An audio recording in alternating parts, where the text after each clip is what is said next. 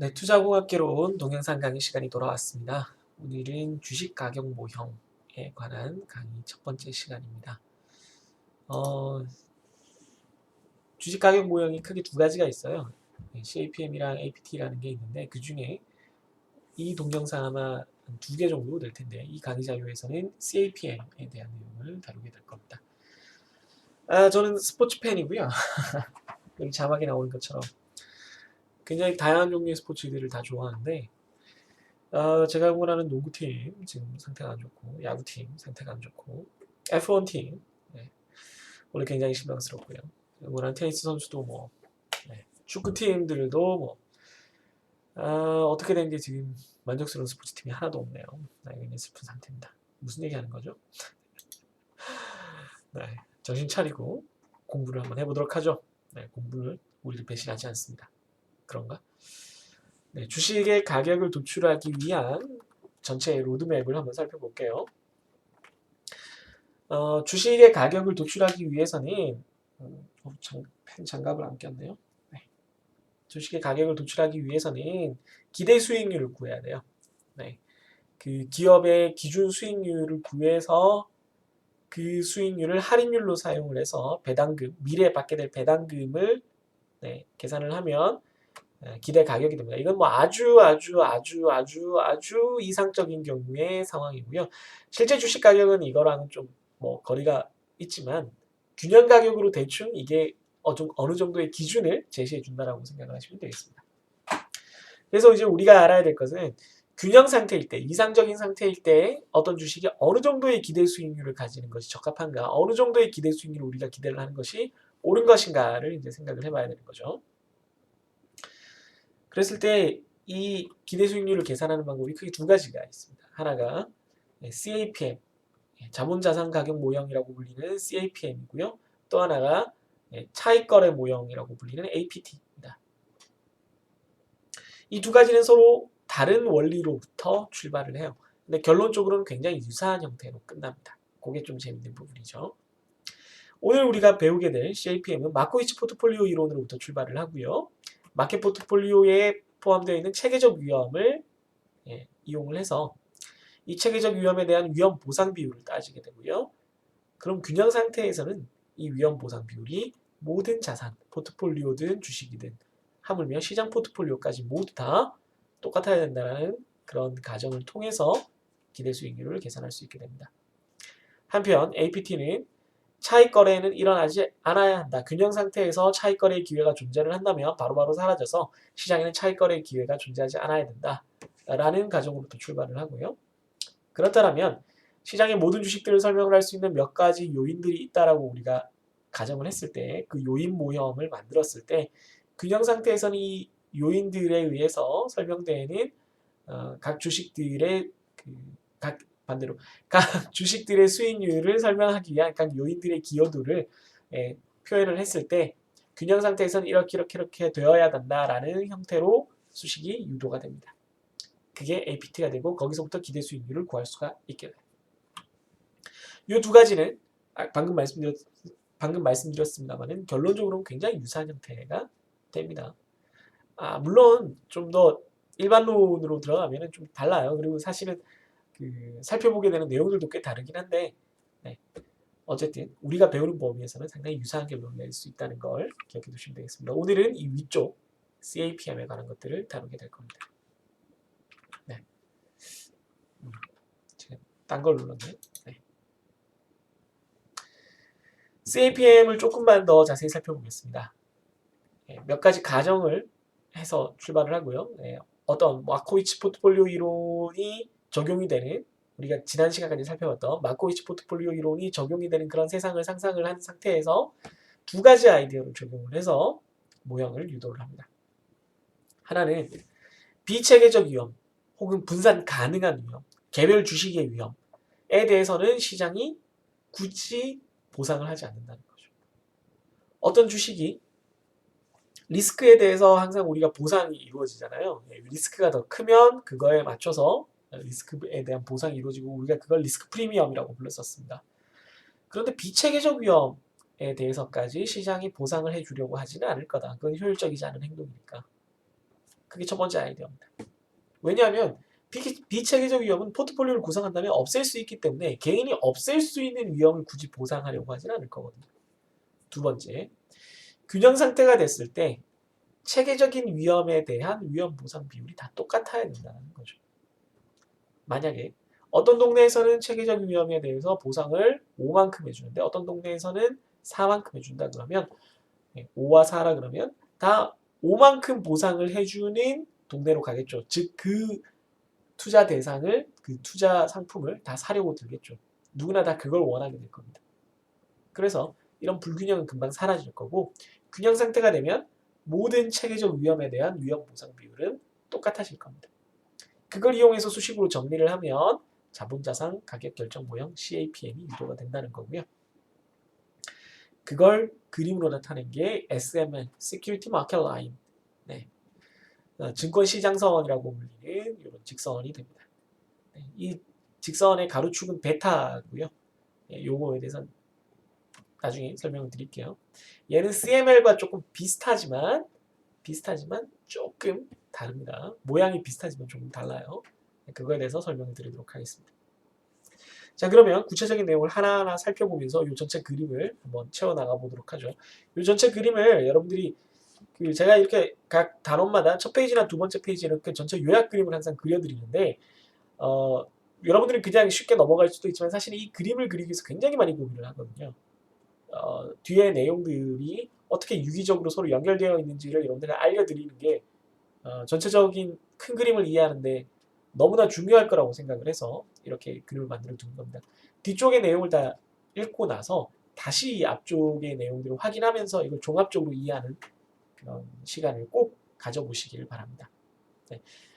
이미 중간고사를 지나간 시점일 거고요. 중간고사 문제를 풀어보신 분들은 알겠지만 단편적으로 뭔가를 이해하는 것도 계산하는 것도 물론 제가 문제로 많이 냅니다만은 어떤 것들을 여러분들이 종합적으로 연결해서 이해를 하고 있는지에 관한 문제를 꽤 많이 냅니다. 네, 그게 실제로 중요하기 때문이죠. 네, 단순히 계산을 하기 위해서 이 과목을 배우는 건 아니거든요. 물론 계산도 할 줄 알아야 됩니다만 네, 그런 의미에서 항상 제가 이렇게 그려놓은 로드맵이나 서머리를 주의 깊게 보시고 이해하려고 노력을 하면 좋겠습니다. 그러면 평균 분산 원리로부터 출발하는 이 CAPM의 가정들을 보시죠. 얘들은 전부 다 가정이고요. 큰 가정들이 이렇게 네모 박스로 4개 정도 표현되어 있습니다. 마코이츠 포트폴리오 이론이 우리가 이 CAPM을 위해서 적용하는 의사결정 규칙입니다. 마코이츠 포트폴리오 이론에서 나타났던 모든 그 공식들을 다 그대로 활용을 합니다. 마코이츠 포트폴리오 이론에서 최종적으로 도출된 CML 공식을 기반으로 CAPM, 우리가 지금 배우고 있는 자본자산 가격 결정 모형 CAPM을 진행해 나가게 되는 거죠. 마코이츠 포트폴리오 이론은 우리가 이미 여러 번 얘기를 했습니다만은 평균 분산 원리, mean variance framework를 바탕으로 하고 있습니다. 즉 주식 혹은 어떤 위험 자산에 대해서 주식이든 주식이 모여있는 포트폴리오건 어떤 위험 자산에 대해서 우리는 기대 수익률의 평균과 기대 수익률의 표준 편차, 뭐 분산도 상관없고요. 그 두 가지 요소를 기준으로 판단을 하게 된다는 것이죠. 그런 다음에 이제 중요한 가정 중에 하나가 동일 정보 및 기대입니다. 이거는 마코이츠 포트폴리오 이론에서 등장했던 것과 똑같은 거예요. 그래서 사실 좀 중복되는 감도 있는데 시장에 대해서 모든 사람이 동일한 정보와 동일한 기대를 가지고 있다라는 겁니다. 이것이 중요한 이유는 모든 사람이 동일한 시장 포트폴리오를 가질 수 있다라는 가정과 이어지기 때문입니다. 모든 사람이 다 똑같은 주식에 대해서 다 충분한 정보를 가지고 있고 다 충분한 예측 능력을 가지고 있기 때문에 이 주식들의 움직임에 대해서 다 합리적인 판단을 내리고 있다라고 가정을 한다는 거죠. 이게 늘 말씀드리지만 약간 비현실적일 수는 있습니다. 물론. 네. 하지만 어쨌든 이론적으로는 이렇게 정의한다는 거, 가정한다는 거 알아두시고요. 그런 다음에 또 약간의 비현실적인 부분을 말씀을 드리자면 완전 시장이라는 거예요. 네. 컴플리트 마켓이라는 건데요. 컴플리트 마켓. 예금 및 대출 제약이 없습니다. 그러니까 돈을 얼마든지 예금을 할 수 있고 또 돈을 얼마든지 빌릴 수가 있고요. 예금과 대출 이자가 같습니다.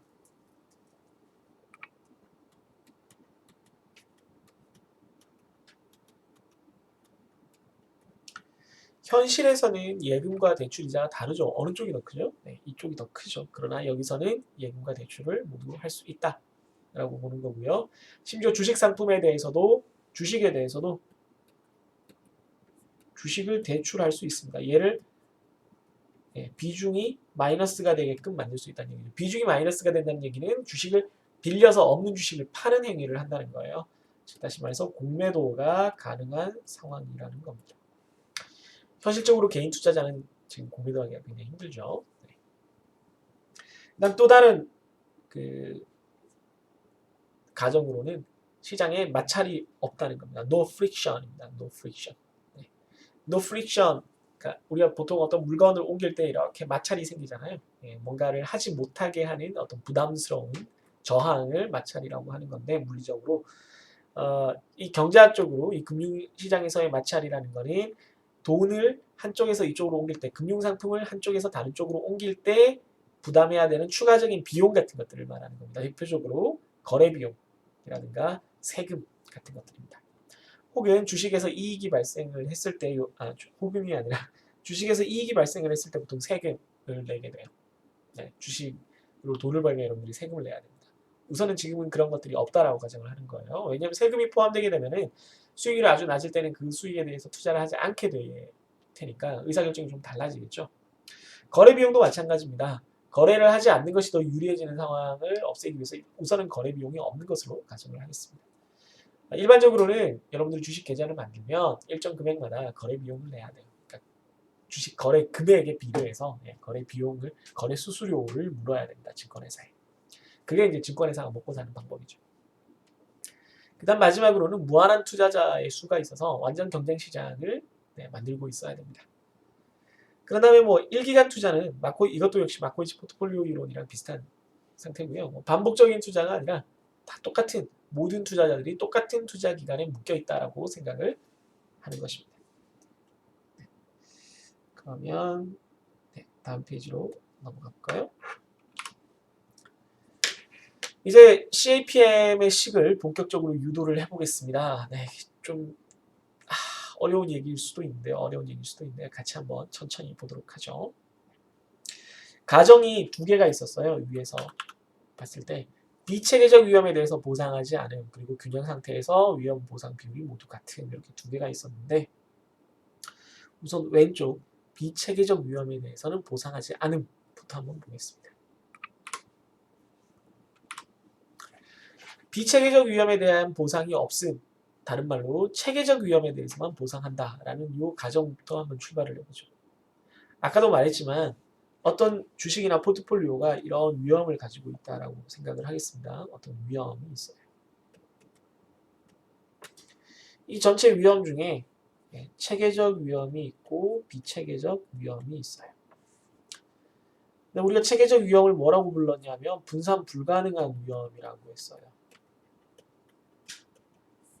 비체계적 위험은 분산 가능한 위험입니다. 그러니까 얘는 다른 주식이랑 더 많이 섞으면 섞을수록 사라지는 위험이라는 얘기죠. 그러면 내가 이 포트폴리오에서 이 부분만 남길 수가 있는데 물론 이제 다른 주식을 섞어야 되겠지만 이 부분만 남길 수가 있는데 굳이 이거에 대해서까지 보상을 해줄 필요는 없다는 얘기죠. 네. 이 체계적 위험에 대해서만 보상을 해주겠다. 이렇게 보는 거죠. 이해되시나요? 네. 체계적 위험에 대해서만 보상을 해준다라는 얘기는 어떤 주식의 위험 보상 비율이 위험 전체분의 리턴에서 RF 요걸 뺀 것이 아니라 여기서 체계적 위험만 들어가야 된다라고 보는 겁니다. 요 RF를 빼주는 이유는 이게 위험이 0인 경우에 이렇게 되는 거잖아요. 우리가 CML을 생각을 해보면 CML이 이렇게 생겼는데 특정 위험이 있을 때 요 위험 보상 비율은 여기서 여기지 이 바닥부터가 아니잖아요. 바닥부터가 아니고 여기만 따지는 거죠. 그죠? 왜냐면 위험이 0이더라도 요 정도 수익은 보장이 되니까. 이해되시나요?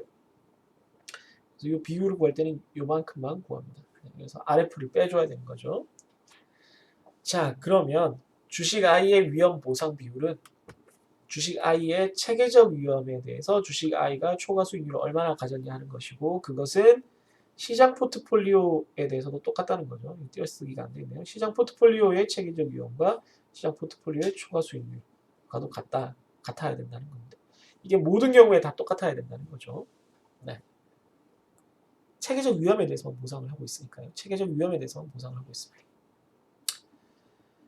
시장의 초과 수익률을 한번 보겠습니다. 시장 전체, 시장 포트폴리오의 초과 수익률은 시장 포트폴리오의 수익률에서 시장 포트폴리오의 리스크 프리 레이트, 시장 포트폴리오의 기대 수익률에서 리스크 프리 레이트, 무위험 자산의 수익률을 빼준 거죠. 네. 아까 본 이걸 말한 겁니다. 이쪽. 여기에 보이는 이걸 말한 거예요. 이거는 잘 생각해 보면 마켓 포트폴리오는 결국 여러 개의 개별 주식을 각각의 비중들로 이렇게 합친 거잖아요. 그죠? 네, 합친 거고, 이 W들을 다 합치면 1이 될 겁니다. 그죠? 그러니까 이 RF를 이 안쪽으로 다 집어넣으면 각각의 주식들의 초과 수익률을 비중치만큼 합한 거라고 볼 수가 있겠습니다. 왜냐하면 이걸 이렇게 해보면